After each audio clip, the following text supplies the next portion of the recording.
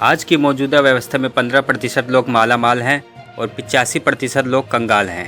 हमें देश की व्यवस्था को पूरी तरह से बदलना है, यह कहना है लोकतंत्र सुरक्षा पार्टी के राष्ट्रीय अध्यक्ष राजकुमार सैनी का, जो कि आज देवरू रोड पर स्थित एक गार्डन में लोकतंत्र सुरक्षा पार्टी का 5वां स्थापना दिवस मना रहे थे।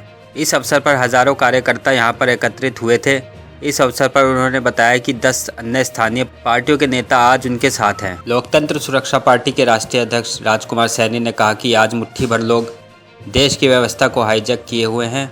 दलित, पिछड़ा वर्ग, मजदूर वर्ग की हालात लगातार पिछड़ती जा रही है। आज की मौजूदा व्यवस्था के कारण 15% लोग मालामाल हो गए हैं और 85% लोग कंगाल हो गए हैं।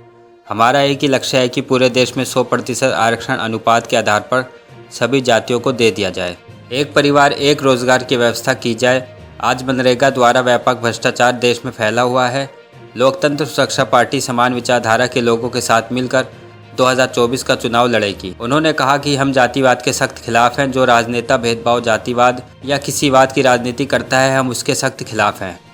उन्होंने बताया कि आज 10 अन्य स्थानीय पार्टियों के नेता हमारे साथ हैं। आम आदमी पार्टी में बोलते हुए उन्होंने कहा कि उनका हरियाणा प्रदेश में कोई भी जनाधार नहीं है। लोगों में बीजेपी और कांग्रेस के प्रति रोष था और जन लोकपाल के नारे लगाकर उन्होंने लोगों से वोट प्राप्त किए थे, परंतु भ्रष्टाचार वह भी समाप्त नहीं कर पाए। आज सीबीआई खुद उप मुख्यमंत्री सिसोदिया के घर पर छापे मार रही है। पार्टी का स्थापना दिवस है। 5वां स्थापना दिवस पर यहाँ पर सभी कार्यकर्ता, सभी पदाधिकारी एक संकल्प लेकर जाएंगे कि जो देश के अंदर व्यवस्था है वो भेदभावपूर्ण व्यवस्था, मुट्ठी भर लोगों ने इस व्यवस्था को हाईजैक कर रखा है।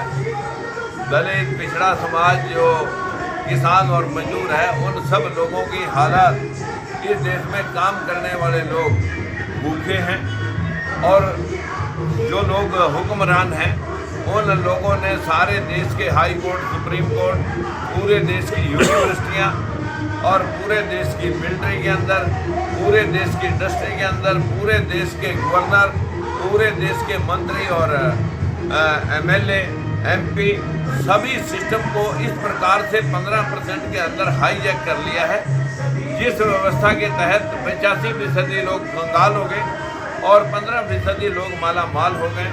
इस व्यवस्था को ठीक करने के लिए हमारा सीधा संकल्प है कि आज देश को जरूरत है 100% आरक्षण की। सभी जातियों को जनसंख्या अनुपात में उनका हिस्सा मिले, सभी एक परिवार में एक रोजगार की सुनिश्चितता हो।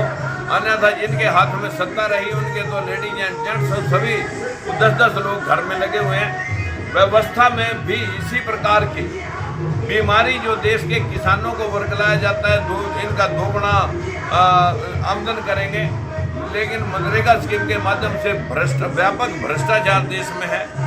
यही व्यवस्था इस देश को जो है ना डुबो रही है और आज कामगार यहाँ कंगाल है और जो हुक्मरान है वो मालामाल है।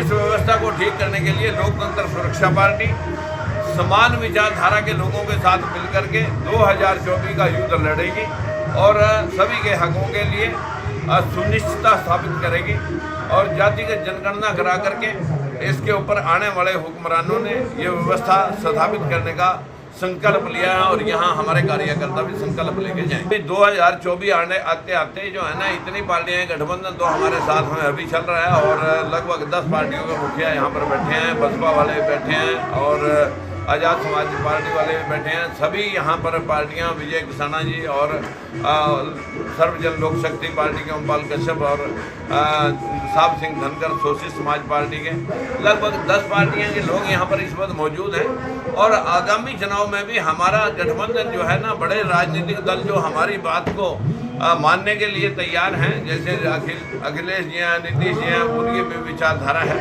कि भाई हम भेदभाव के खिलाफ युद्ध लड़ेंगे। और खास आदमी पार्टी का यहाँ कोई ज़्यादा खेल नहीं है। व्यवस्था सिर्फ ये है कि वो कांग्रेस और बीजेपी का जो प्रतिशोध था और जन लोकपाल केजरीवाल ने दिल्ली के अंदर जब किया, यही इसी तरह का पंजाब के अंदर भी अकालियों के, बीजेपी के और कांग्रेस के अंतर्कलह की वजह से लोगों ने सोचा कि एक तरफा वोट कर दी जाए। अभी देखना है कि क्या होने वाला है। अभी जैसे पंजाब में फ्री दे ले बिजली, पंजाब में फ्री दे देगा तो फिर बाकी के देश को फ्री दे देगा। अभी उसने जल लोकपाल के लिए कहा था भ्रष्टाचार निपटाऊंगा कि 5 लोग उसने भेजे, 5 लोगों को उसने स्वर्ण कास्टों से भेजा, एक भी दलित पिछड़े में से कोई भेजा हो तो बताइए। जो केजरीवाल के अभी पंजाब के इलेक्शन से पहले अभी आरोप जो लग रहा है उनके लिकर पॉलिसी के अंदर, शायद उसका अंदर धन उपार्जन जो है ना पंजाब के इलेक्शन के लिए ही हुआ था। इसी वजह से CBI जो न सिसोदिया साहब के खिलाफ खड़ी है। व्यवस्था कहने की कुछ और है, बरतने की कुछ और है। यही नेता आज तक 55 साल से हमारे साथ करते हैं। सोनीपत से संजीव घनकस की रिपोर्ट।